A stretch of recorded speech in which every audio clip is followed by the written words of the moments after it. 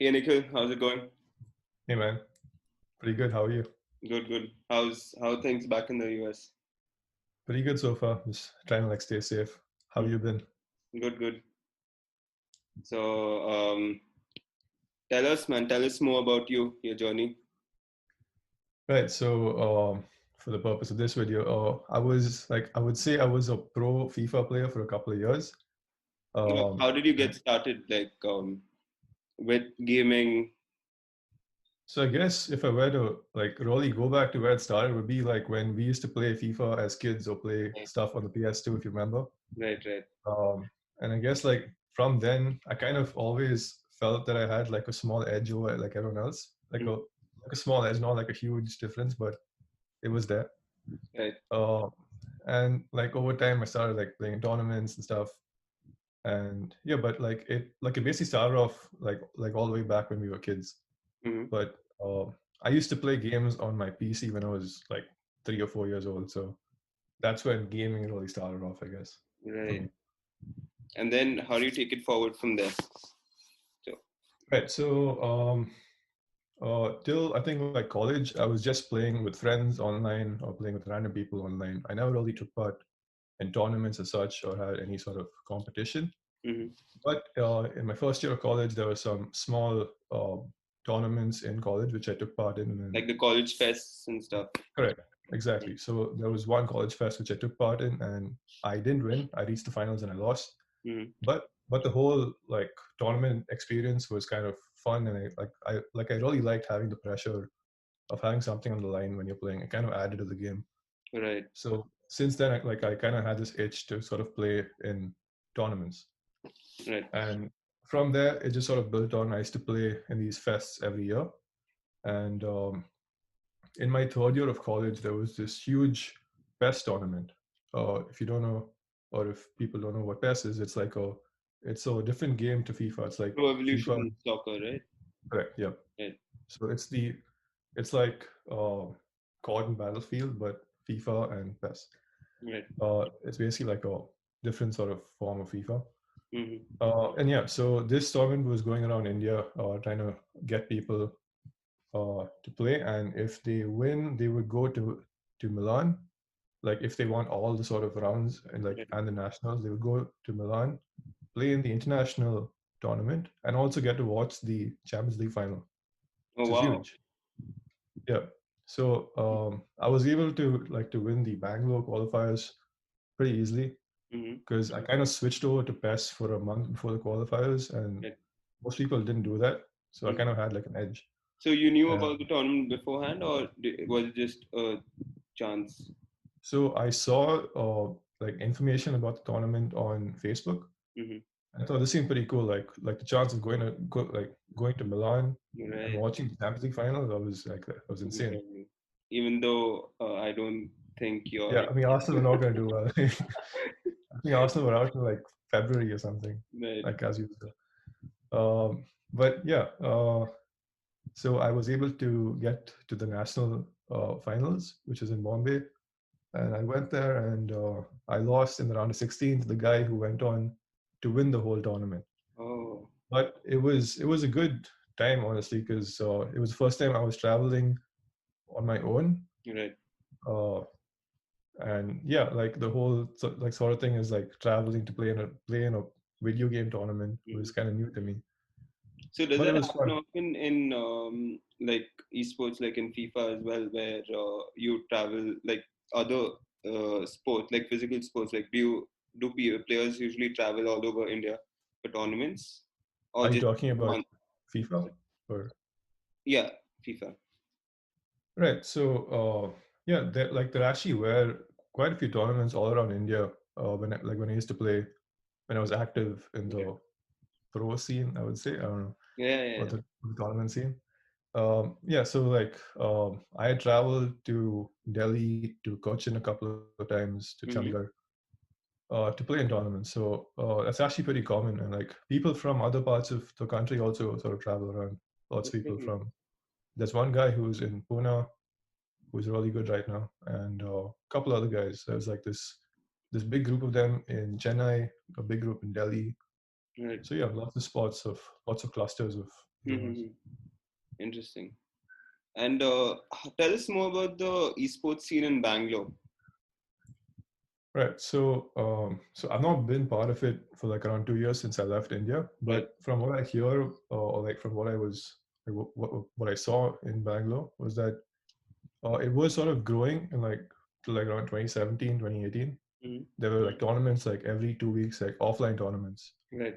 Every 2 weeks, the prize pools were sort of starting to like increase, which is good. But lately, over the last year and a half or so, it seems like it's kind of slowly like dying out. There's like Hmm. lesser offline tournaments, Right. and there are more online tournaments, honestly. Okay. But like I guess like it's more fun to play in the offline tournaments because it feels more real because you're playing against someone in person. Of course. Like it's a lot more pressure, Right. and I think that's where the actual like tournaments are. Yeah, you get Like the feel online, as well. People, a lot of people watching you play as well, and you know, exactly. the environment, not just at home or wherever. Correct. Yeah, you want just sit like in your room in your Yeah, PJs just yeah. playing with You someone. don't. It really doesn't feel the same. True. Exactly. Okay, so this is interesting. So is this because of okay? I'm not sure if it's because of the costs involved or people are just more comfortable playing online and there's just you just set up a tournament and you can get started from player with players all over, or what are the possible reasons? So I believe there are a couple of factors to this. One factor is obviously money because that's what drives all these tournaments. So you need sponsors who are willing to invest in these tournaments. Right. So FIFA tends to kind of get doesn't get as much recognition as say League of Legends or CS because those are the big esports. Right. So getting sponsors for FIFA tends to usually be a little more difficult than those games. But yeah, and also like one more factor is that like you you have to market these games really well or market the tournaments because if people don't know about it and it's just like maybe one small group on Facebook Right. that's advertising these tournaments, Hmm. it's kind of hard to get a big group for it because people don't know about it. Right. And most of these tournaments kind of spread through word of mouth or through WhatsApp groups, something like that. Hmm. And that's kind of the reason why sometimes it's hard to get like lots of people for these offline tournaments. Right. So I remember you winning almost each and every weekend tournament that was in Bangalore. That was Uh, insane. Like how many people usually participate in these events? so it The varied, smaller and ones, smaller events. yeah, so like I definitely didn't win every tournament. I had lots of spells where I was losing in like the early rounds. Right. But there were like a few big organizers. There was one organizer called Gaming Monk. They're Hmm. a Delhi-based Right. Right. Right. gaming company. You might have heard of them, Yes, of course. possibly. Um, and yeah, so they would travel around the country, and since they were like a pretty big organization, they had lots of followers on Facebook. So every time they would post about a tournament, lots of people would come. There were like 120, 150 people would come, Wow. and it would be like a pretty good tournament. Lots of good players. The competition would be good. And then there were also all these smaller tournaments hosted by these gaming lounges, which weren't as big. So you have like around say like 60 people or 80. It all depends on how they marketed their tournaments or and how big they were. Right. And especially like if you have like a large prize pool, obviously you're gonna have a lot more people coming in. So, what is a large prize pool in your term, like for a weekend tournament? So I'd say like if the prize pool is like above 10K, that's good. Like Okay. that's not bad. But like there have been tournaments which have been like 50K prize pools, 1 lakh Wow. prize pools. But yeah, And right. all these events get done over the weekend? Yep. Most of them do get done over 2 days. That's how it usually goes. The first day is for people to play in the group stages or like the first knockouts, and then the second day is the finals and stuff like quarters. All right. So, you're telling me you're part of this club in Bangalore. Could you tell us more about it? Sure. So around my third or fourth year of college, I was taking part in one of these tournaments in Bangalore, and there like at that time there was this club called the Bangalore FIFA Club, Okay. and at that point they were like the first sort of FIFA club like in India, which had like an organized system, and they had jerseys and stuff which were made for them with their names. Wow. So like when you saw them at a tournament, it was kind of like strange because then like you knew that like these guys are probably good because they wouldn't have made jerseys for themselves. They weren't good. Right. And so I was playing in one of these tournaments against one of their members, Mm-hmm. and and like I beat him quite easily. I beat him like 3-0, Okay. and he didn't really have much of a chance to win against me. And like after that, they kind of like noticed who I was, and they were like, "Oh, we should probably like get this guy in the club because he seems pretty good." So like a couple of months later, they did ask me to join, and I thought, why not? Like this could be fun. These guys are all like probably good as well, and I could probably get better playing against these guys and practicing with them. And that was the start of like around a 2-year journey where I Mm-hmm. was playing with these guys. We used to travel all over the country Okay. playing in tournaments, and we had like a very cool system or a pretty useful system where even though like we didn't have like a sponsor at the time, since we're all pretty good, we would at least one of us would sort of make it to the final rounds of a tournament, and we'd end up winning some money or like a Right. fairly big chunk of money, and we would put a portion of the money into our club funds, like a club funds, and that would be used to fund our travels. So we Wow. would kind of like sponsor ourselves, Right. which is a pretty good system to have, and Wow. that's what like helped us travel all around the country. Mm-hmm. Um, and yeah, so that was pretty cool, and I'm still friends with all of them, and that's how like I basically keep in touch and find out what's happening in the esports scene in India. This is what's it like. It's mostly through them. So how Um, big is this club? so at this point, they're just Bangalore based. It's not like gone to like an international level as such. But Mm-hmm. when I went to play in Singapore, I was wearing their jersey. Was wearing Okay. the Bangalore club Right. jersey. Um, so yes, and also like they have gone to other international tournaments, Mm-hmm. which I didn't qualify for. Um, so they are pretty big, but like it's not like a huge esports organization. It's a group of FIFA players who are pretty good and Right. who like support each other. So are And there a lot of clubs like this in the esports scene or right now, or is it just one a couple of guys who are just really innovative and started this? right, so when it started, they were I think the first recognized group in India. Okay. And after they started, there were like a few other small groups, but no one really took off like Mm-hmm. as much as these guys did. Right.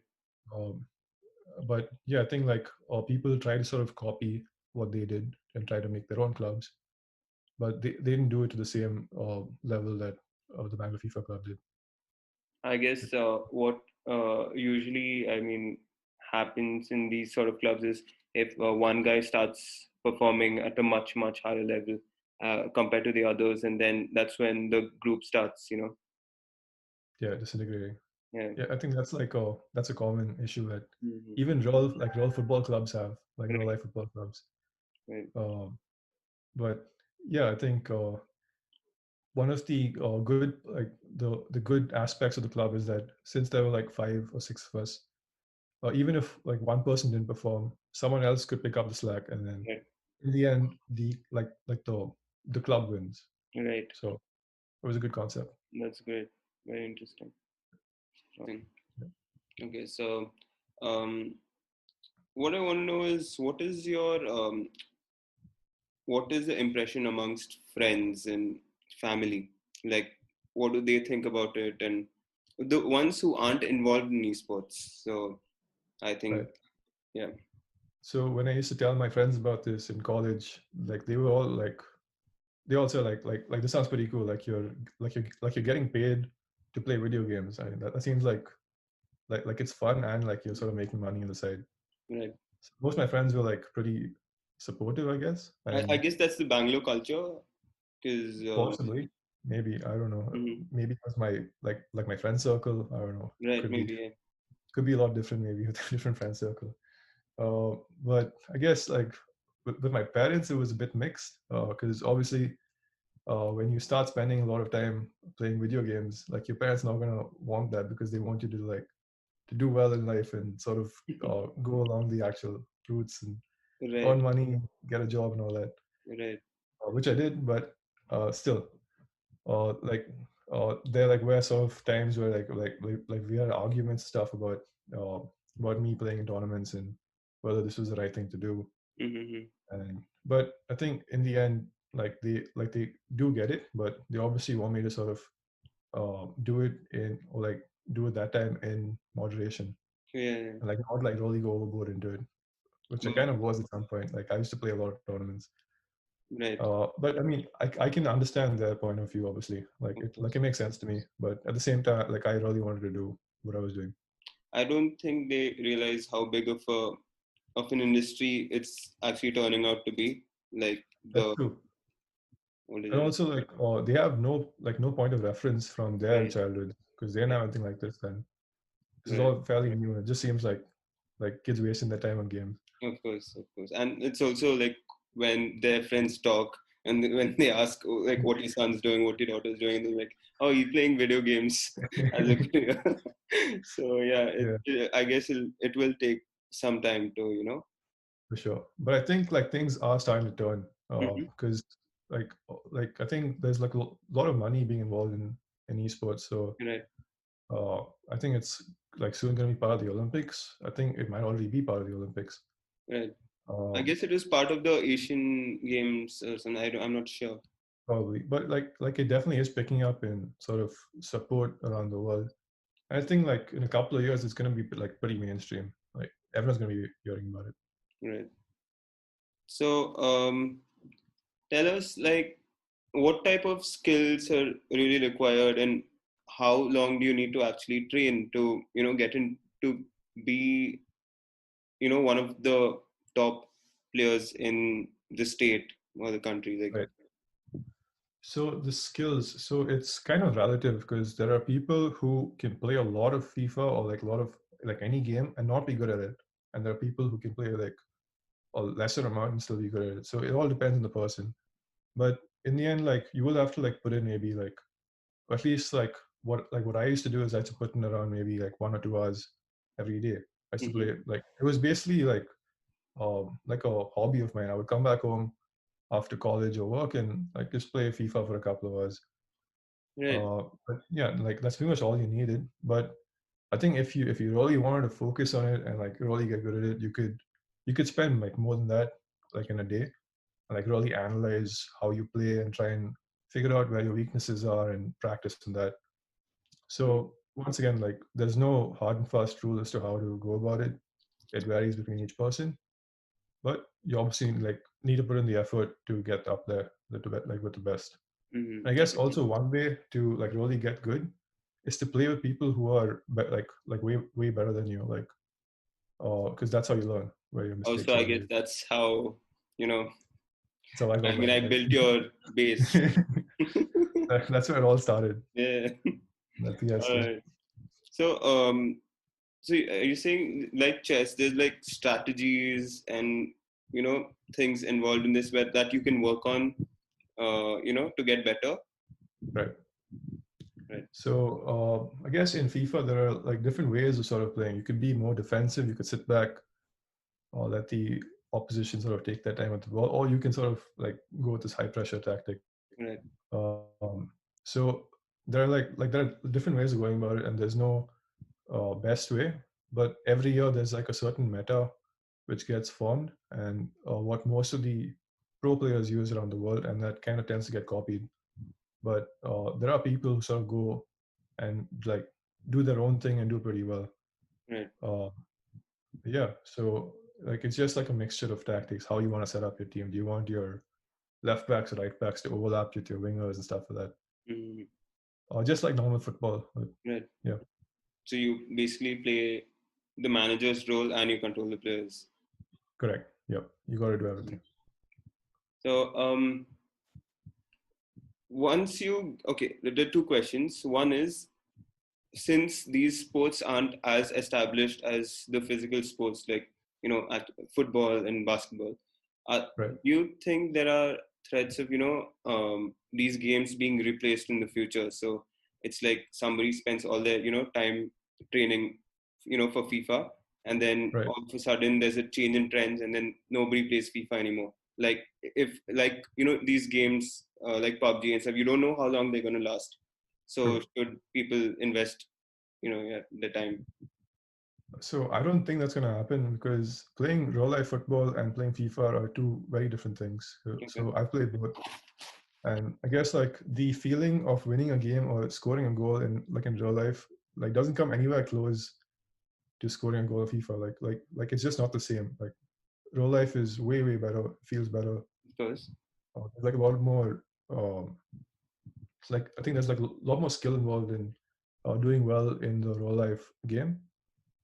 It's like definitely like a lot harder for sure, physically. No, Um, the question was, can FIFA get replaced? get replaced as in As like in, as a game, as when trends change, people, there may be, esport athletes, if you call them like you, who, right. probably training every day of the year. And then the next year, there's just a change in trend, and then there's no more FIFA.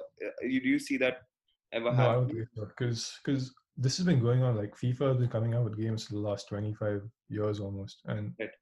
every year they sort of like just kind of building their player base, and it doesn't seem to be stopping because I like only if football were to stop would FIFA also stop Right. because people kind of play or like lots of people play FIFA to kind of emulate real life football or Mhm. to kind of do things which they can't do in real life, Right. which is what I do. Like I can't do rainbows and stuff on the pitch Right. and like all these fancy skills. Hmm. Uh, but yeah, I don't see FIFA ever sort of going out of like the trend as such. Maybe that like PES could sort of come up, but like there always will be some football simulation game. And how much control does EA have in changing these the game uh, in itself? Like they change different controls, the way it is played. So someone who is good in one season, like in tennis, someone who's good in one season will be good in the second season because there's no Right, change at all apart from a bit of equipment change or whatever. right, But right, since here it's everything's the whole sport is controlled by EA right, Sports. They have complete control over deciding how they want the game to be played. right. So That's a very good question actually. Like every FIFA, the whole thing changes. Like the whole gameplay changes. There are like tiny tweaks to how the players run, or how they get like how they make their first touch, or how they dribble, right, maybe passing, shooting, and stuff. So just because someone's good at one FIFA does not necessarily mean that they'll be as good in the next FIFA. I've seen it happen where people weren't as good in like subsequent FIFAs. But I guess like what really makes like a good esports player or a good FIFA player is someone who's able to adapt to the changes. right, So you have to learn how to play the game. You have to sort of relearn the controls. And if you are good enough, you will be able to be as good as you were in the previous FIFAs. And that's what I noticed. Like the really top players. There's one player called F2 Tex, which you might have heard of. He's the youngest FIFA champion, and like he played well in the old FIFAs, and like he's still the champion in the new FIFAs. So if you are that good, like it shouldn't be a problem. right. But I have seen people struggle with like new FIFAs. Mhm. So again, it's like relative. Okay. Um, I mean, changing the topic a bit. Can esport athletes be good in more than one game? Like, can someone do FIFA and League of Legends and let's say Call of Duty or Right. CS? Or is it just someone who's skilled in FIFA has to focus on that and he cannot focus on anything else? So so I'm not sure. So like I don't know of any pros who do both, like do two games, but there definitely could be someone. Oh, excuse me. And so like the skills which you have in FIFA don't usually transfer to other games. Like you Okay. can't. So say like someone plays FIFA and COD. They're like very different games, and it's not usual for you to be as good on COD as you are on FIFA. you might be good. If you are, that's pretty amazing. But I don't think there's any sort of correlation between the two.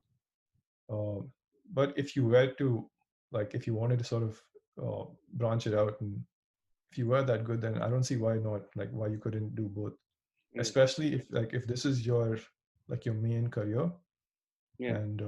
and you're able to sort of maintain your level on both games without sort of affecting it. I mean, I think you can do it, but I think most of the pros tend to really focus on one game, and like anything else is like done on the side. Right. Okay. Like just as someone who may be like really good in a specific sport, but then just plays recreationally in some other. Correct. Okay. Yep. Because like playing one game for a long time gets boring, Right. very boring. Of Yep. course.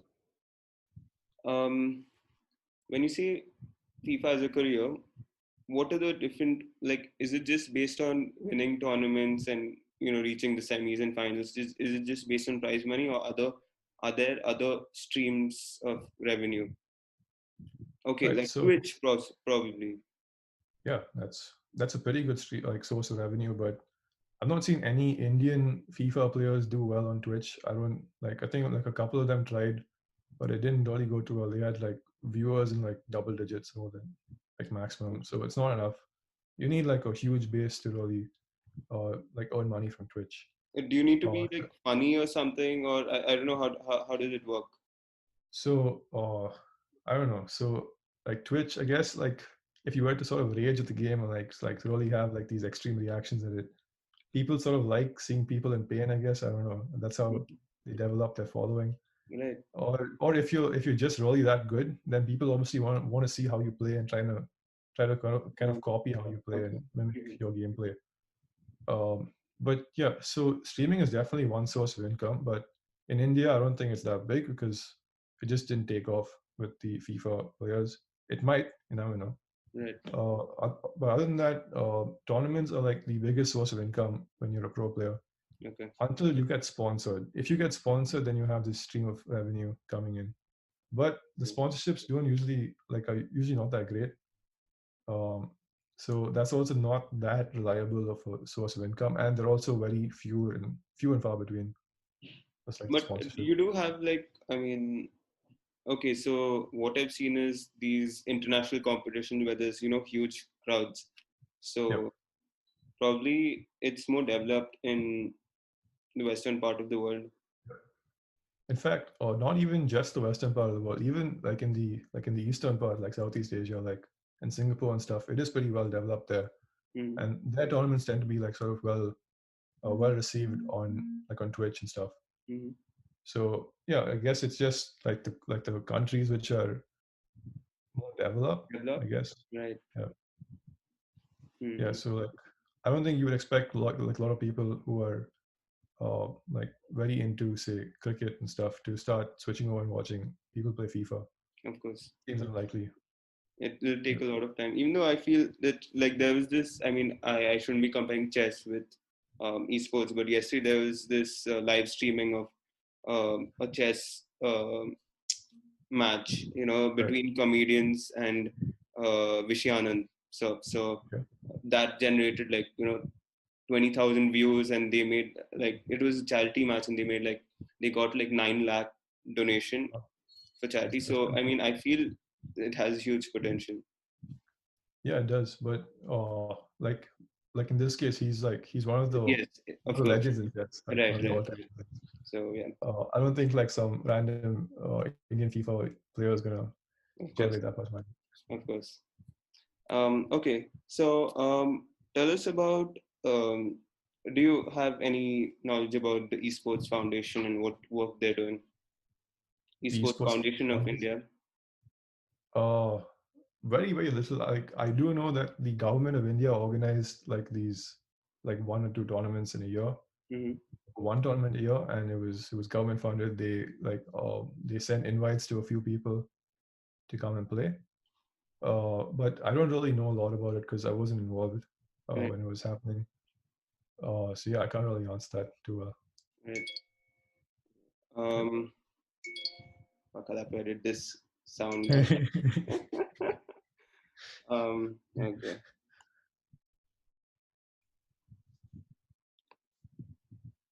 what are the different? What are the investments required? Is it yeah, followed by once PS5 comes into the picture, does everyone have to shift to that, or is PS4 as a console for gaming competitions going to stay for the next 2 to 3 years? Okay, so that's a two-part question. So for the first part, I guess what you need obviously is a gaming console, like either a PS4 or an Xbox. Currently, you need a good internet connection. That's really required because there are lots of people in India who don't have really good internet connections, and it's bad for for both players because there's lots of lag. It just makes the game terrible. I've had lots of games where the games look like Photoshop. Sorry, what am I saying? Like a slideshow. Like it Right. was literally that slow. Yeah.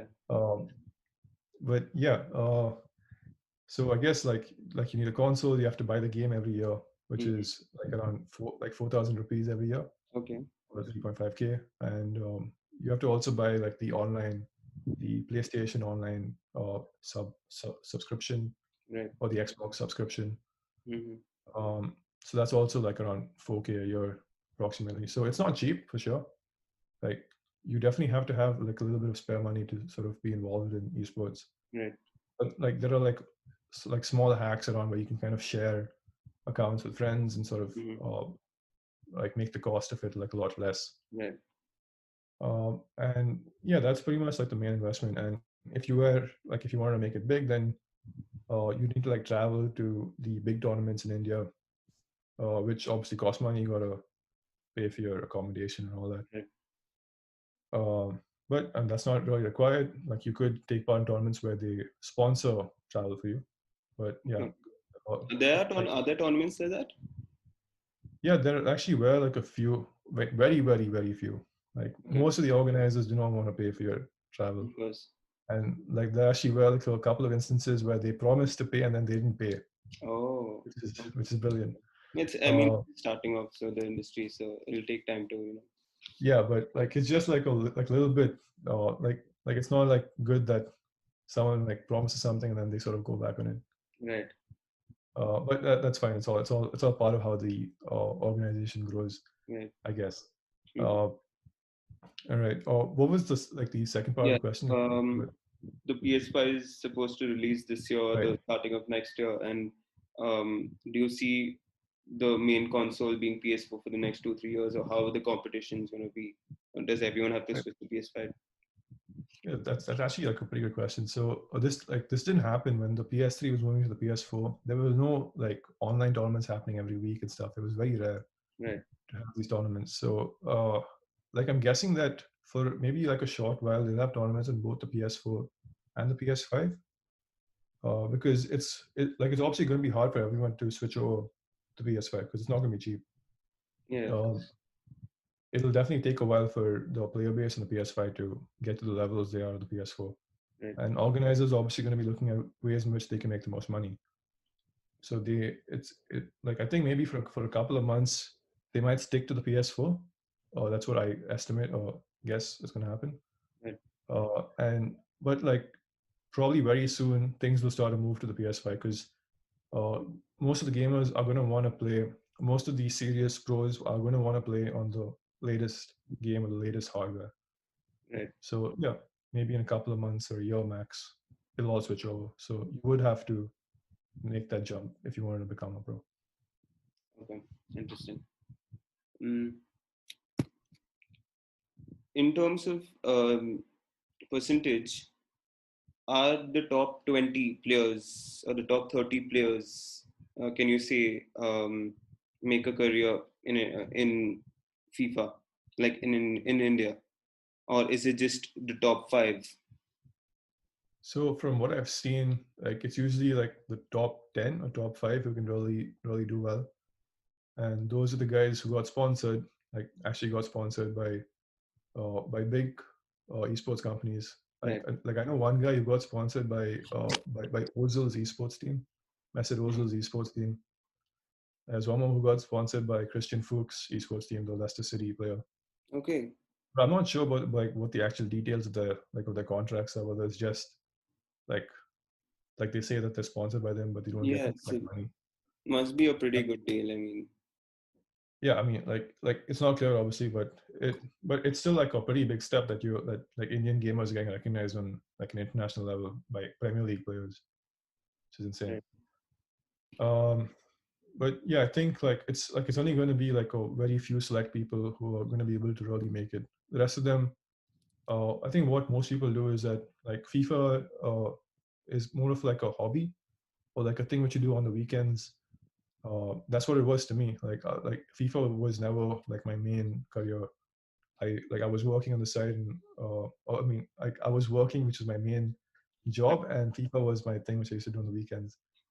Um, but yeah, I think that's how it is, and like even if it is like that, that's not like really a problem, because in that case, then you aren't fully dependent on FIFA doing well for you, like sort of um, generating money. So Right. that's always good to have that backup uh, revenue stream. Right. We completely missed a really important point. Tell us about your experience representing India in Right. Singapore. So that happened twice in the space of a year. Hmm. So the first tournament was a relatively smaller tournament. Both these tournaments had like qualifiers, like in India. There was like a whole round of qualifiers, and it was all mostly online. And Okay. it was like a set of like maybe 2 or 3 rounds or 2 or 3 sort of tournaments to get there. And yeah, so like part of my trip was sponsored. Like the flight was kind of sponsored, and part of the stay was sponsored. Okay. It was pretty cool because like sort of traveling to Singapore to play a video game, like if you were to sort of break it down to that level, Yeah. Yeah. it's pretty insane. Like if you were like think about that maybe like 10 years ago, No way. you would not believe that. So yeah, like the first tournament was all right. I did pretty well in the first stages. I think I beat some guy 7-0 in one of the games. Oh wow. And it was pretty easy like the first couple of rounds. And like the actual like crazy part was that this tournament was organized by the Singapore government. So Hmm. the Singapore government used to organize these tournaments pretty often. So it was esports is really well supported like in Singapore, which is pretty cool to see. Right. Um, and it was mostly just Singaporeans playing. It wasn't like a multinational tournament as such. Like they just sort of like sent like an invite to a couple of Indian players, and I was the only one who ended up going Wow. uh, like after qualifying and stuff. Hmm.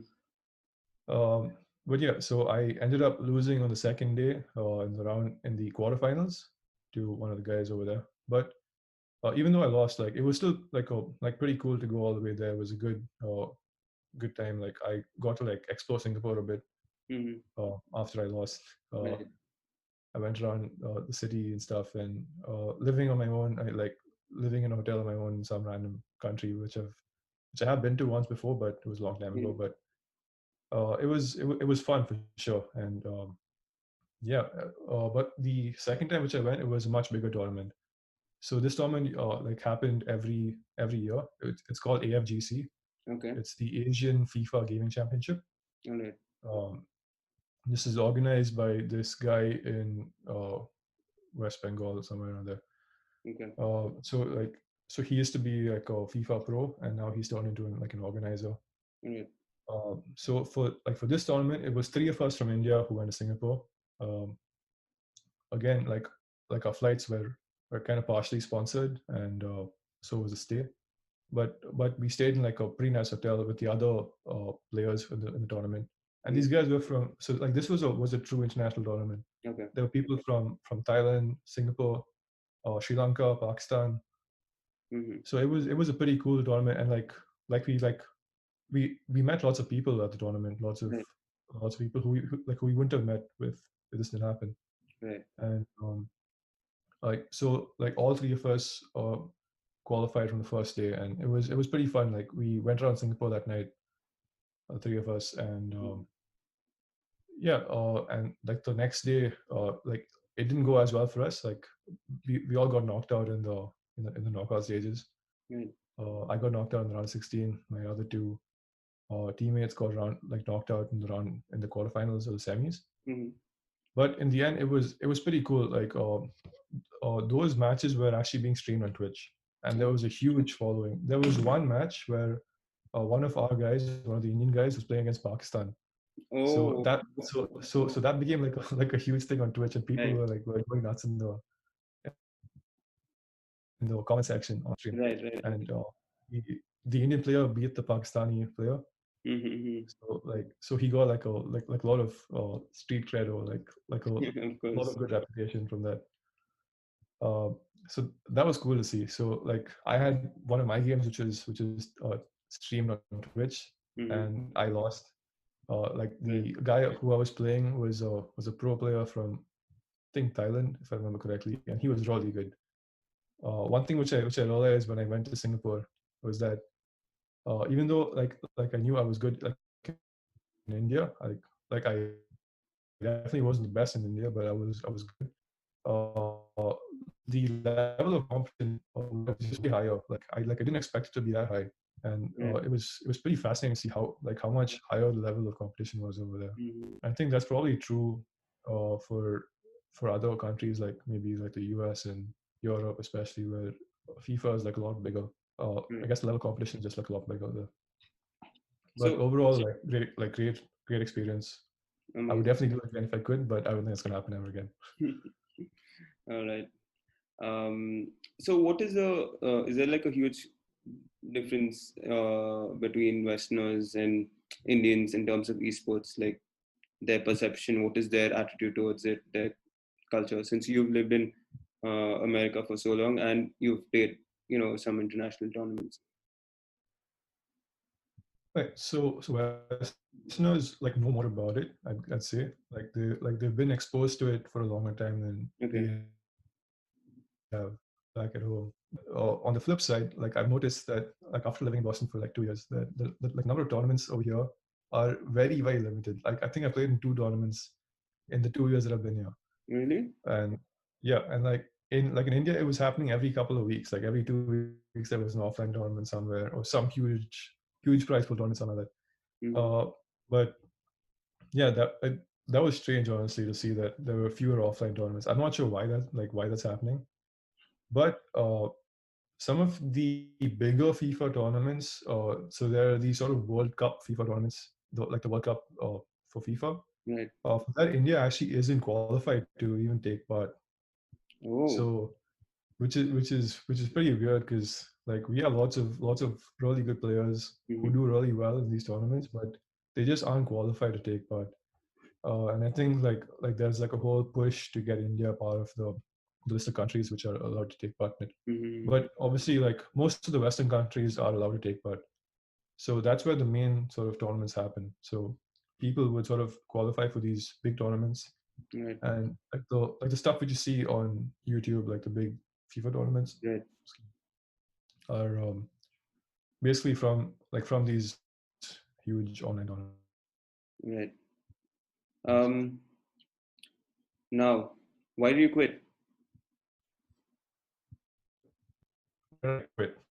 That's a good question. So I quit because I wanted to kind of move forward in life, and I wanted to move to the US, and like live basically outside India for a while and see what it's like, because I lived in India most of my life, and Mm-hmm. I wanted to like see something different. Right. So like it always was my plan to sort of move to the US at some point. Mm-hmm. It could have been during my undergrad, but that didn't work out.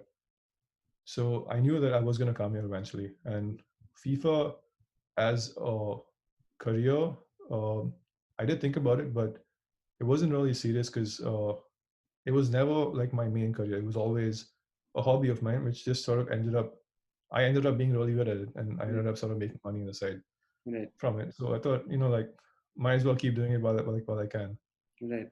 But yeah, so in the end, I decided that if I was to sort of weigh up my options, I think moving to the US would have given me more benefits in like in the long term than staying and like playing on, or sort of still being in the esports scene in India. Mm-hmm. But like even though I've left, I don't think um, I won't be able to sort of join back if I were to say like come back to India Right.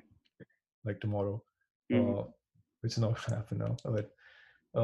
But yeah, I think like I could still sort of join back in the scene. I'm not sure how good I'll be at this point, but like I don't think that door is closed. It could always be reopened. Always interesting. All right. Final question. Just had to put it out there.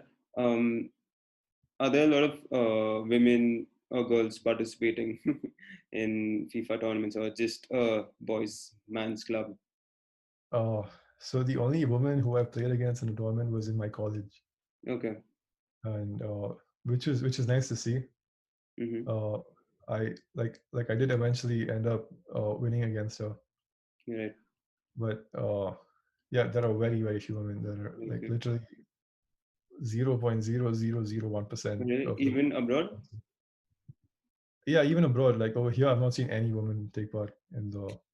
So, but thing is, like, this is FIFA, so uh, FIFA is like a different thing. I'm not sure how it is with the other games. It could be different, and Mm-hmm. I hope it is. I Oh, think like in the West, there are a lot of women who do play video games quite often. right. So I do think that there definitely are female esports players. Mm-hmm. It's obviously like a very skewed industry though, Right. because I think that's just how it was. But I Mm. think things are changing. All right. Nikhil, it's been a pleasure, my friend. Yep. Thank you It's been so a much pleasure. for sharing your experiences and advice with us. And Thank we hope to have you here back with us to discuss a few other topics around esports in the future. Sure, that sounds good, man. Thank you for having me. Yeah. Cheers.